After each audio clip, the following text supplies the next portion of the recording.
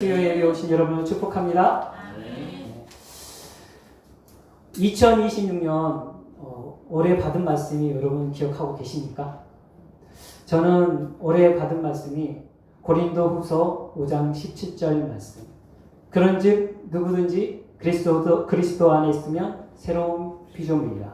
이전 것은 지나갔으니 보라 새 것이 되었도다. 하나님께서는 올해 이 새로운 피조물로 제가 살아야 함을 또 알게 하시고, 또 무엇보다 이 말씀을 전파하라는 그런 마음을 주셔서 오늘 이 새로운 피조물에 대해서 좀 더 구체적으로 이야기를 드리려고 합니다. 오늘 우리에게는 하나님께서 행하신 새로운 피조물의 정체성을 알고 하나님께서 우리에게 주신 참 자유를 누리고 능력으로 행하는 저희들이 되기를 기도합니다. 아멘. 새로운 피조물, 이 단어는 카이네 크테시스입니다. 카이네 크테시스. 이 뜻은 완전히 새롭고 이전에 없던 신선한 상태. 새로운 물질이라는 것이죠. 새로운 상태를 이야기하고 있습니다. 제가 어렸을 때 대부분 그 당시에 초가집에서 쓰레트 집으로 바꿨습니다. 잘 사는 집은 이제 기아집이었지만 대부분 쓰레트 집. 그리고 못 사는 집은 초가집. 근데 어느 가난한 가정이 너무 가난해서 쓰레트 집을 못 짓고 초가집에 살고 있었는데 이 초가집도 다 무너져가는 그런 상태였습니다.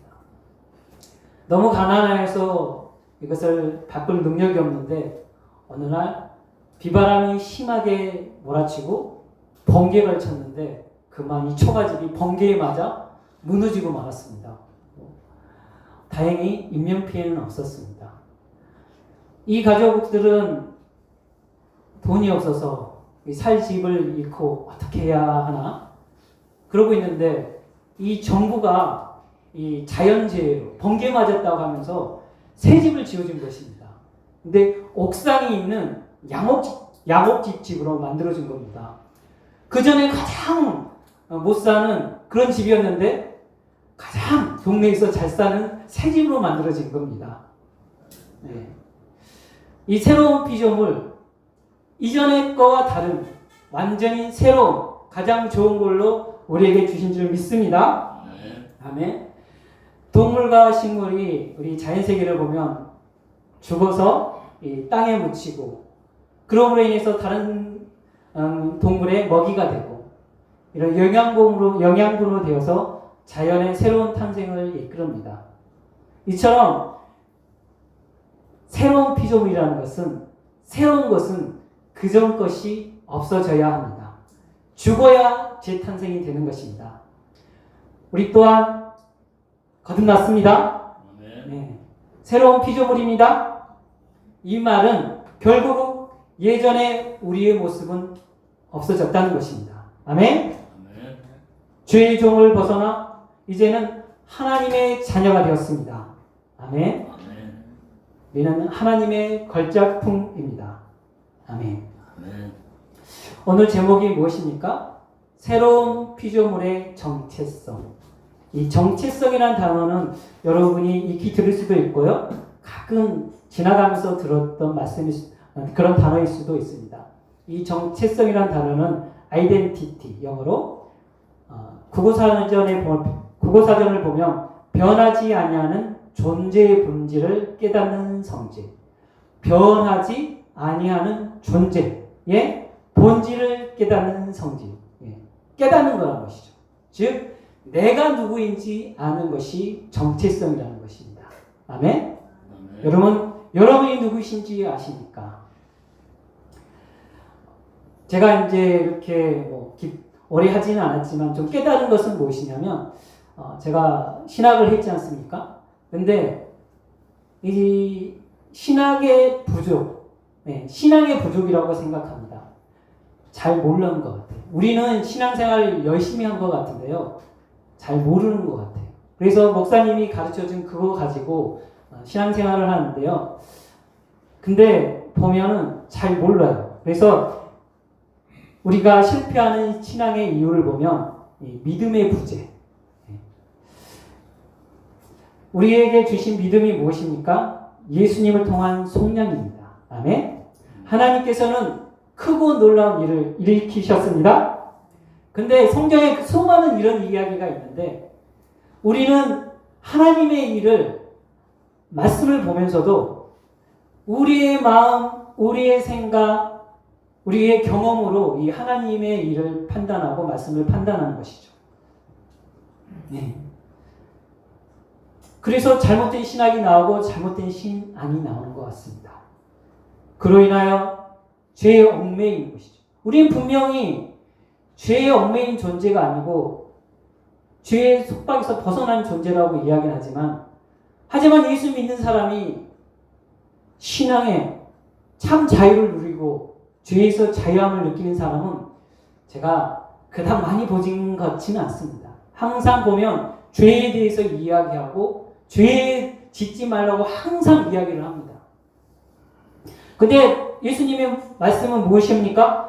진리가 너희를 자유케 되리라고 말씀하시지 않았습니까? 우리는 진리 안에서 참 자유를 얻어야 할 존재인데 이 진리가 참 진리가 아니기 때문에 우리가 그 진리를 자유를 누리지 못하고 있지 않을까 그 생각이 듭니다. 제가 그런 삶을 살았고 예수님 믿으면서도 참 기쁨이 없었습니다. 누리지 못했습니다. 이처럼 이 신앙을 하나님의 말씀의 관점이 아닌 우리의 생각, 우리의 경험으로 보고 판단하는 그것이 불신앙이라고 저는 생각합니다. 그것은 믿음이 없는 것입니다.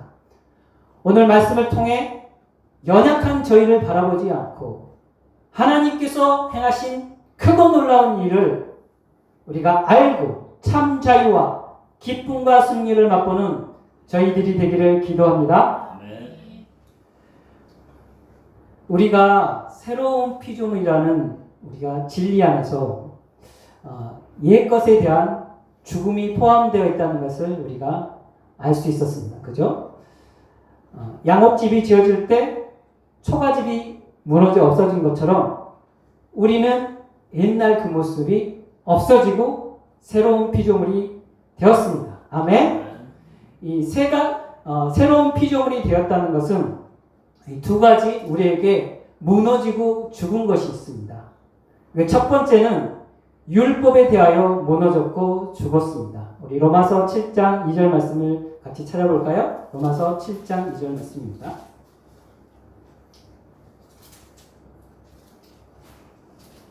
찾으셨습니까? 아멘. 자, 같이 읽어보겠습니다. 남편 있는 여인이 그 남편 생전에 있는 법으로 그에게 밀린 바 되나 만일 그 남편이 죽으며 남편의 법에서 벗어나니라. 두 사람이 만나 한 가정을 이뤘습니다. 이 남편은 행복한 가정, 그리고 성공한 가정을 이끌기 위해서 이 가정에 조그만 규칙을 좀 만들었어요. 그래서 처음에는 음식법을 만들었습니다. 그래서 음식을 할 때 설탕 한 숟가락 이상 넣으면 안 돼. 그리고 소금도 한 숟가락 넣으면 안 돼. 그리고 고기는 일주일에 한 번만 먹어야 돼. 채소는 하루에 얼마를 먹어야 돼. 규칙을 차근차근 정했습니다. 그리고 청결법도 만들었습니다. 매일 청소해야 돼. 일주일에 전체를 또 청소해야 되고 한 달에 청소해야 할 것들을 나름 정했습니다. 왜요? 가정의 행복과 성공을 위해서요. 그리고 생활법도 만들었습니다.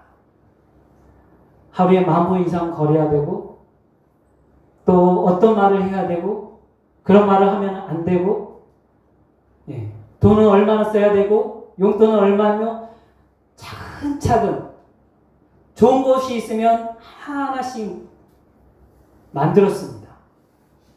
점점 가정이 지켜야 할 규례들은 많아졌습니다. 아내가 이런 말을 합니다. 여러분, 이거 지키기 너무 힘들어. 그러자 남편은 이렇게 이야기합니다. 가정의 행복을 위해서라면 지켜야 되지 않겠소? 하며 와이프를 타이했습니다. 처음에는 그 와이프가, 아내가 처음에는 그렇지, 가정의 행복이라면 해야지 하고 있는데 점점 그 규례들은 목을 졸여왔습니다. 이 남편하고 더 이상 살고 싶지 않는 거예요. 벗어나고 싶은 거예요. 그럼 어떻게 해야 됩니까? 이혼을 하던가, 확실한 방법은 남편이 죽는 거죠. 오늘 바울 사도는 우리를 얽매이는 그 율법의 그 남편이 죽었다고 하고 있습니다. 아멘? 아멘?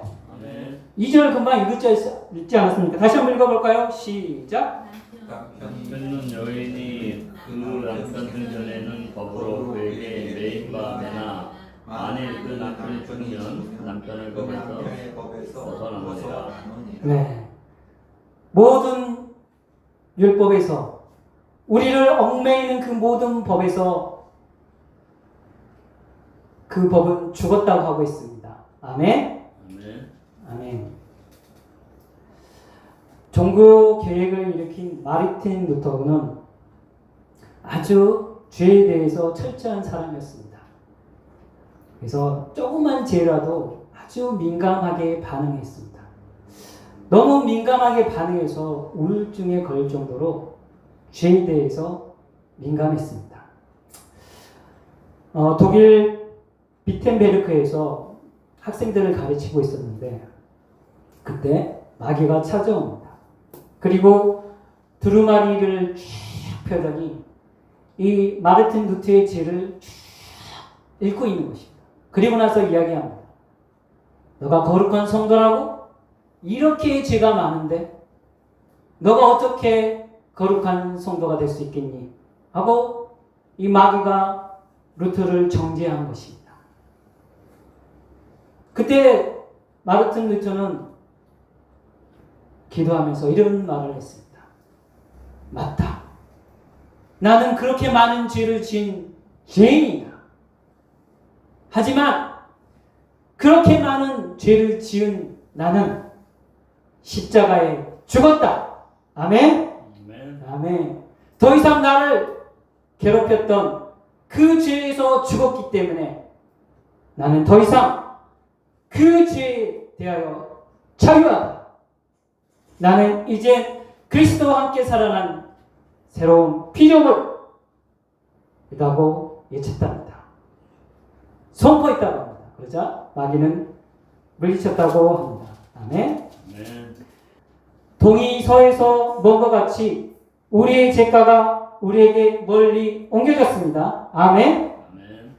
너희 죄가 주홍빛 같더라도 눈과 같이 희어질 것입니다. 아멘. 아멘. 그러므로 이제 그리스도 예수 안에 있는 자에게는 결코 정죄함이 없느니라. 우리를 억누리고 우리를 힘들게 했던 그 모든 죄악은 사라졌습니다. 하나님께서는 우리의 모든 죄의 문서를 배태우고 해방시켰습니다. 믿습니까? 아멘. 예. 우리의 모든 것을 죄에서 자유케 하신 하나님을 찬양합니다. 아멘. 그래서 우리는 선포해야 됩니다. 죄의 의식에서 죽었습니다. 아멘. 아멘. 죄의 정죄에서 죽었습니다. 아멘. 나를 부끄러게 하는 그 모든 죄의 원인에서 죽었습니다. 아멘. 우리는 그 진리로 담대하게 살아야 될 줄 믿습니다. 아멘. 이처럼 새로운 피조물이 된 우리는 율법에 대하여 죽었기에 죄에 대하여 정죄감에서 해방되었음을 믿습니다. 아멘. 그렇다면 우리가 한 가지 질문이 생깁니다. 죄에 대하여 자유한 우리에게 그러면 죄를 지어도 괜찮다는 것입니까? 바울 사도는 아니라고 하고 있습니다. 로마서 6장 1절에서 2절을 같이 읽어보겠습니다. 시작. 그런즉 우리가 무슨 말을 하리요? 은혜를 더하게 하려고 죄에 더하겠느냐? 그럴 수 없느니라. 죄에 대하여 죽은 우리가 어찌 그 가운데 더 살리요? 예. 바울 사도는 우리가 죄를 지을 수 없다고 합니다. 왜요? 죄에 대하여 죽었기 때문에. 우리는 더 이상 죄를 지을 수 없는 존재라고 이야기를 하고 있습니다. 그래서 두 번째 새로운 피조물의 정체성은 우리가 죄에 대하여 죽었습니다. 아멘. 네. 새로운 피조물은 옛사람이 죽어야 가능한 것입니다. 죽지 않고서는 새로운 피조물이 절대 될 수 없습니다. 우리는 죽었음을 믿습니다. 이 침례의 의미를 우리 4절에 더 구체적으로 이야기를 하고 있는데요. 우리 4절 한번 6장 4절을 같이 읽어보겠습니다. 그러므로 우리가 그의 죽으심과 아파여 침례를 받음으로 그와 함께 장사에 대하니 이는 아버지의 영광으로 말미암아 그리스도를 죽은 자 가운데서 살린 것 같이 우리도 또한 새 생명 가운데서 행하게 하려 합니다. 예. 침례라는 의식이라는 것은 물속에 들어갈 때 어떻게 된 것입니까? 죽은 거예요. 죽은 거. 예. 그래서 우리는 예수 그리스도와 이 4절을 조금 더 설명하자면 이 예수 그리스도가 십자가에 돌아가서 장사된 것처럼 우리 또한 장사되었다고 지금 바울사도는 하고 있고요. 예수님이 부활하신 것처럼 우리도 새 생명 가운데 살아가는 존재임을 이야기하고 있습니다. 아멘. 이것이 새로운 피조물이에요. 여기서 새 생명이라는 마지막 단어가 있죠. 여기서 새 생명은 새로운 피조물하고 바꿔도 상관이 없는 말이에요.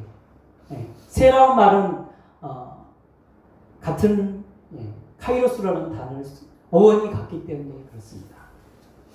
이처럼 우리는 새로운 피조물이고 예전 것은 죽었다고 이야기를 지금 성경에서 말하고 있는 것이죠.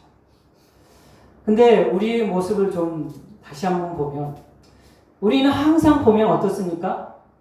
죄된 생각을 가지고 있죠. 그리고 우리도 모르게 거짓말하고 우리도 모르게 죄를 지은 경우가 얼마나 많습니까? 근데 우리가 이렇게 죄와 떨어질 수 없는 그런 존재인데 저희 모습이 어떻게 죄에 대하여 죽었다고 말할 수 있습니까? 하는 의구심이 분명히 들 것입니다. 근데 이 부분은 믿음의 부분입니다. 믿음의 부분. 어떤 부분이라고요? 믿음의 부분. 우리 로마서 6장 11절을 같이 읽겠습니다. 로마서 6장 11절을 같이 읽겠습니다. 같이 읽겠습니다. 시작. 이와 같이 너희도 너희 자신을 죄에 대하여 죽은 자요 그리스도 예수 안에서 하나님께 대하여 살아있는 자로 여길지어다. 믿음의 부분을 지금 이야기하고 있는 거예요. 현재 그렇게 보이지 않더라도 그렇게 믿어라 지금 바울 사도가 이야기를 하고 있는 것이. 믿음은 바라는 것들의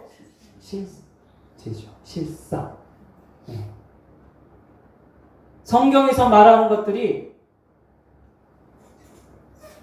믿는 것입니다. 아멘. 그것이 믿을 때 우리 가운데 실제가 일어난다는 것입니다. 갈라디아서 2장 20절을 저는 비슷한 말씀이라고 생각합니다. 내가 그리스도와 함께 십자가에 못 박혔나니 그런즉 이제는 내가 사는 것이 아니라 오직 내 안에 그리스도께서 사시는 것이다. 이제 내가 사는 이유는 나를 사랑하사 나를 위하여 자기를 버리신 하나님 아들을 믿는 믿음 안에서 사는 것이라고 이야기를 하고 있습니다. 바울 사도는 믿음을 이야기하고 있어요. 믿음. 자기가 죽었음을 이야기하고 있고요. 내가 사는 이유는 내가 아닌 누가 살고 있다고요? 그리스도. 나는 없다고 이야기하는 거예요. 내가 죽어야 예수 그리스도가 사는 거지 내가 살아있는데 어떻게 그리스도가 내 안에서 사시겠습니까? 아멘? 그리고 우리가 사는 이유는요. 나를 사랑하신 그 예수님 때문에 살아가는 그 이유가 우리가 살아가는 이유임을 믿습니다. 그것이 내가 살아가는 이유이며 내가 사는 것이 믿음이라는 것입니다. 그것을 선포하며 나가라는 것입니다. 새로운 비전을 어떻게 살아야 된다고요? 그 정체성은요, 나는 죽고 그리스도께서 내 안에 사시는 것을 믿어야 될 줄 믿습니다. 이 말씀은 바울 사도나 그 당시 제자들에게만 하는 말씀이 아닙니다. 누가복음 9장 23절에서 24절 말씀, 또 무리에게 이르시되 아무든지 나를 따라오려거든 자기를 부인하고 날마다 제 십자가를 지고 나를 따를 것입니다. 누구든지 제 목숨을 구원하고자 하면 잃을 것이요 누구든지 나를 위하여 제 목숨을 잃으면 구원하리라. 죽음을 이야기하고 있어요. 죽음을. 십자가를 지는 것은 죽음을 이야기하고 있어요. 이처럼 예수님을 믿는 자 자신이 죽었음을 믿어야 될 줄 믿습니다. 죽은 자가 무슨 죄를 지겠습니까? 우리는 변화되어야 할 존재라고 수없이 들었습니다. 아직 안 죽었다는 이야기죠. 우리는 방금 우리 옛사람을 죽었음을 믿습니다. 방금 우리는 옛사람이 죽었음을 믿습니다. 아멘. 근데 우리는 이런 말을 하죠. 우리의 옛날 성격 나오시죠? 네. 보면 아직 안 죽었네. 언제 죽어? 변하지 않는 자신과 다른 사람을 보며 아직 안 죽었다고 이야기를 해요. 아직 안 죽은, 정말 죽기를 원하는데 안 죽은 모습을 보면서 좌절이 됩니다. 좌절이 돼요. 그래서 어떤 사람은 죽으나 안 죽으나 비슷하니 그냥 내 마음대로 살겠다. 뭐 그러신 분도 있고요. 매일 죽어야 한다 하면서 다짐하고 또 다짐하고 허벅지를 막 꼬집으면서 죽어야지. 나는 매일 죽어야지 하면서 죽음을 다짐합니다. 설교 내용 다 그렇지 않습니까? 오늘 죽으십시오. 오늘 당신 죽어야 해요. 하고 이렇게 설교하고 있지 않습니까?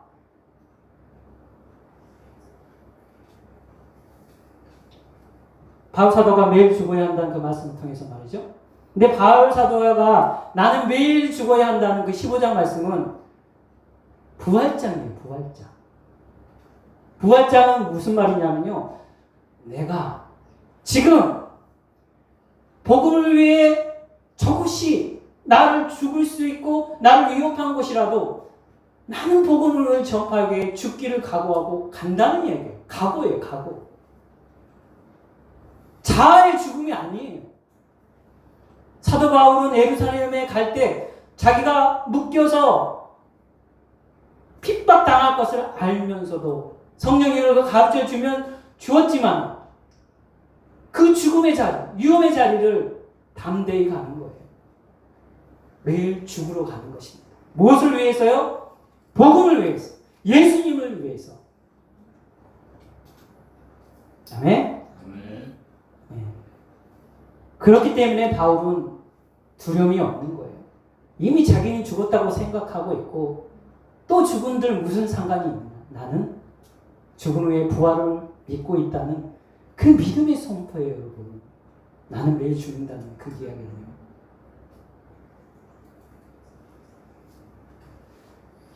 우리 몸에 이 몸을 지키는 방어 시스템이 있다고 합니다. 그거는 세포 자폭 시스템인데요. 아포토시스라는 자폭 시스템입니다. 세포 자살 시스템인데요. 우리 몸에는 30에서 40조 되는 그런 세포가 있다고 합니다. 수명은 한 4일에서 또 길게는 평생 사는 세포가 있답니다. 근데 대부분의 절반 정도는 2달을 넘기지 못하고 수명이 다한다고 합니다. 이 세포가 노화되고 이제 죽을 때가 되면은 이 우리 몸에서 어떤 반응이 일어나냐면 그 세포가 자폭해요. 자폭. 죽는다는 것이죠. 죽어. 이게 아포토시스 시스템이라는 거. 자폭 시스템이라는 것이죠. 그 죽은 세포는 주변의 그 세포들에게 먹잇감이 되어서 우리를 건강하게 만들고 우리에게 도움이 되는 시스템이라고 합니다. 근데 우리의 면역력이 무너지면요, 이 죽어야 할 세포가 죽지 않고 변이가 되어서 다른 물질로 바뀐답니다. 그 물질이 우리 몸을 공격하는데요. 이게 뭔지 아십니까? 암이랍니다. 그러니까 죽어야 할 세포가 죽지 않고 있는 것이 암이라는 것이죠. 우리를 공격하는 그 암. 이미 몸에서는 죽어야 될 명령을 내렸는데 얘는 안 죽고 있는 것이죠. 오늘 제가 이 설교를 왜 하는지 아십니까? 우리는 죽었어요. 아멘. 죽지 않았다고 하는 그것은 우리에게 암적 존재라는 이야기 드리고 싶은 거예요. 우리가 아직 죽지 않는 것은 우리를 해칩니다. 우리를 죄를 더 짓게 하려, 더 짓게. 아멘? 아멘. 우리가 아직 안 죽었다는 것은 우리가 죄를 지을 수 있는 그것을 허용하는 신학이 되어버리는 것 같습니다. 내가 안 죽었으니 내일 또 죽으면 되지. 그런 당위성을 마련하는 것 같습니다. 그런데요, 내가 죽었다는 것을 믿으면요, 달라집니다. 아멘? 내 죄가 왔을 때, 우리가 우리 앞에 지은 가까이 있는 죄가 무엇입니까? 욕심, 시기, 질투, 다툼, 분쟁, 음욕, 불신,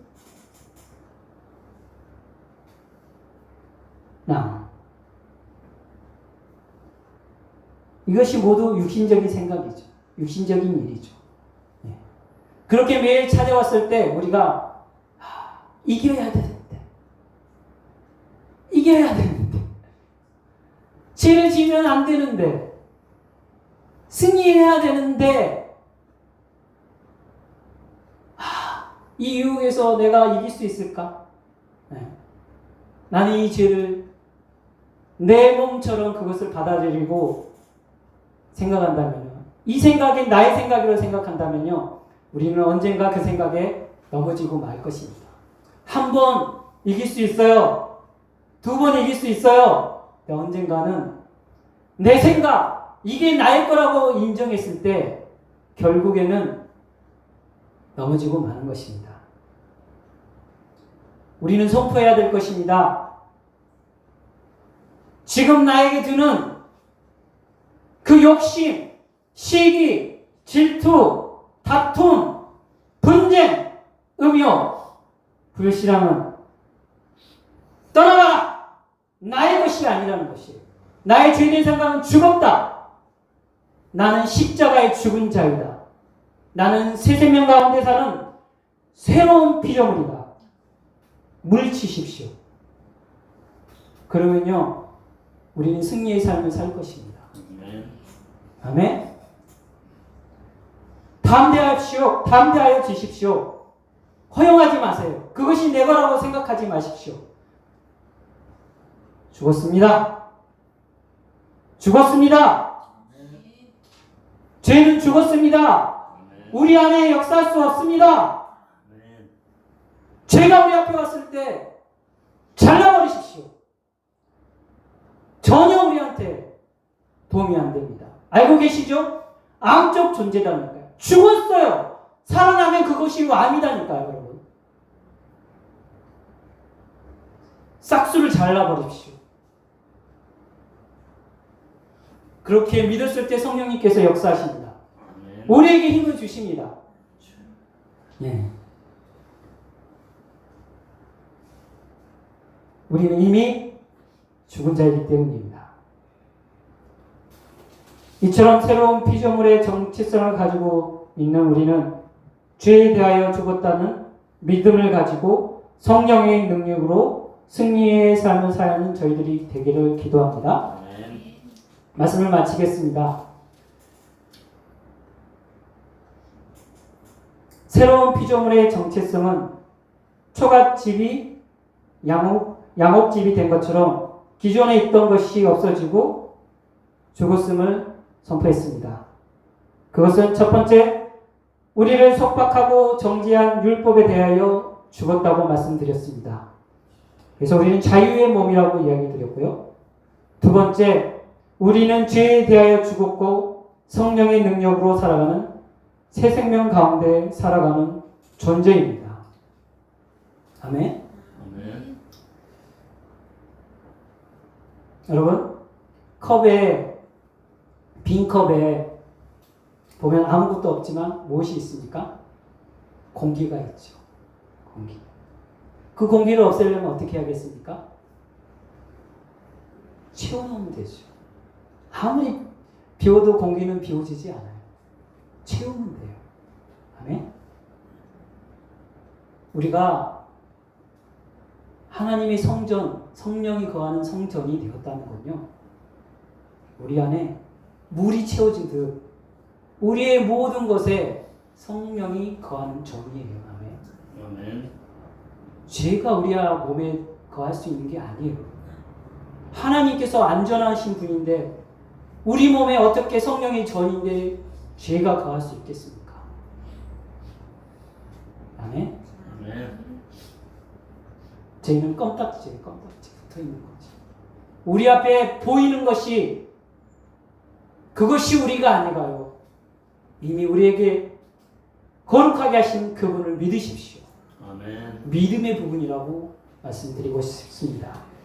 오늘 말씀을 통해 예수 그리스도를 믿는 우리는 새로운 피조물의 의미를 아는 것에 그치지 않고 새로운 피조물의 정체성을 누려 승리의 삶을 살아야 합니다.